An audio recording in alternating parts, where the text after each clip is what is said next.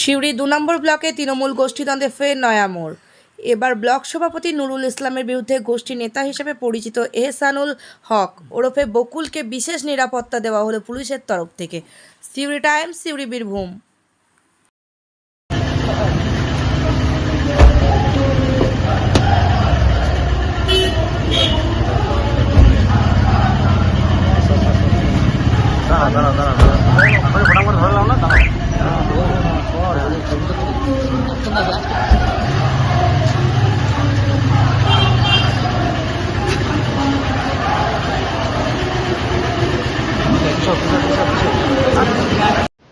এই নিয়ে আমার কি বলার আছে বলুন?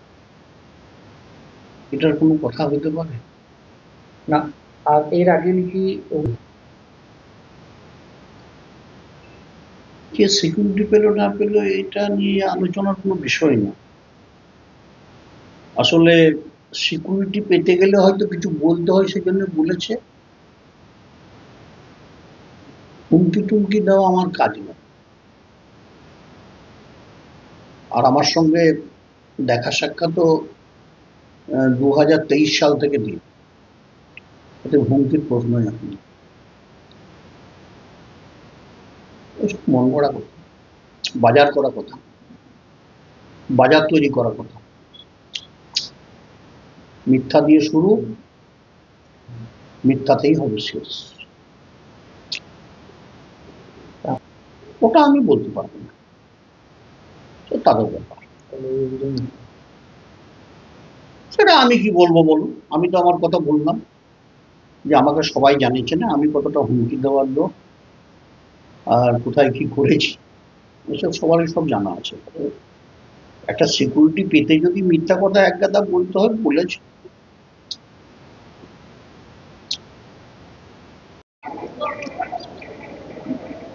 আমি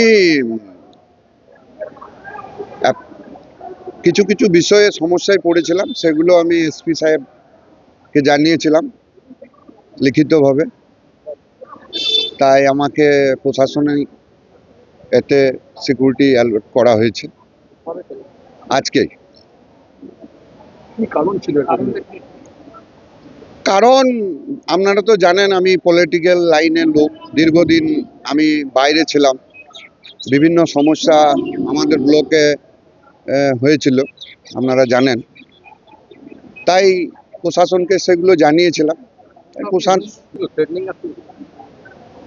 আমার সবকিছু এভিডেন্স আমি দিয়েছি প্রশাসনকে, হয়তো এটা মিডিয়ার সামনে না বলাই ভালো।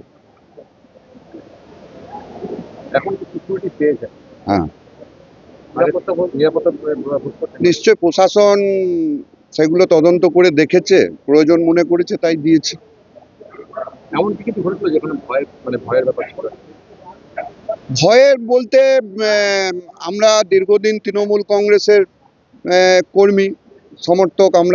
আপনারা জানেন আমাদের চলার পথে হয়তো প্রশাসন সেটা বুঝেছে বা অনেক জায়গায় প্রবলেম হয়েছে খানিক আর্ধেক, যেগুলো আমরা প্রশাসনকে এভিডেন্স সহ জানিয়েছি। প্রশাসন স্যার তদন্ত করে মনে করেছে সিকিউরিটির প্রয়োজন আছে, তাই দিয়েছে।